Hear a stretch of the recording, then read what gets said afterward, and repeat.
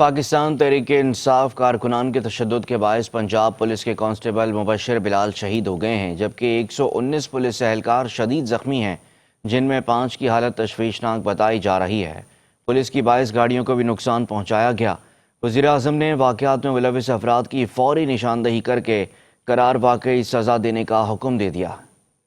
کا احتجاج ایک بار پھر پرتشدد ہو گیا۔ مظاہروں میں شامل شرپسند پولیس اہلکاروں پر پل پڑے۔ احتجاج کی آڑ میں شرپسندوں کا پولیس اہلکاروں پر حملہ۔ پرتشدد حملوں میں پنجاب پولیس کے کانسٹیبل مبشر سر پر چوٹ کے باعث شہید ہو گئے۔ کانسٹیبل مبشر شہید کا تعلق مظفر گڑھ سے ہے۔ 46 سالہ کانسٹیبل مبشر اسپتال میں زیر علاج تھے، جہاں ان کی موت ہوئی۔ کانسٹیبل مبشر کی 2 بیٹیاں اور ایک بیٹا ہے۔ شرپسندوں کے تشدد سے پولیس کے اہلکار زخمی ہو گئے۔ زخمی اہلکاروں کو سر، بازو اور ٹانگوں پر چوٹیں آئی ہیں۔ پولیس پر دھاوا بولنے والے شرپسندوں کی CCTV فوٹیجز سے شناخت کا عمل جاری ہے۔ قانون نافذ کرنے والے ادارے عوام کے جان و مال کے تحفظ کے لیے پرعزم ہیں۔ حکومت کا بھی شرپسند عناصر کو ہر صورت قانون کے کٹہرے میں لانے کا اعلان۔ وزیر اعظم کی جانب سے پولیس اہلکار کو شہید کرنے کی شدید مذمت۔ ایک بیان میں کہا کہ مجھ سمیت پوری قوم کانسٹیبل مبشر شہید کو خراج عقیدت پیش کرتی ہے۔ شرپسندوں نے شہید پولیس اہلکار مبشر کے بچوں کی دنیا اجاڑ دی۔ 9 مئی کو فسادات برپا کرنے والے ایک بار پھر پرتشدد کارروائیاں کر رہے ہیں۔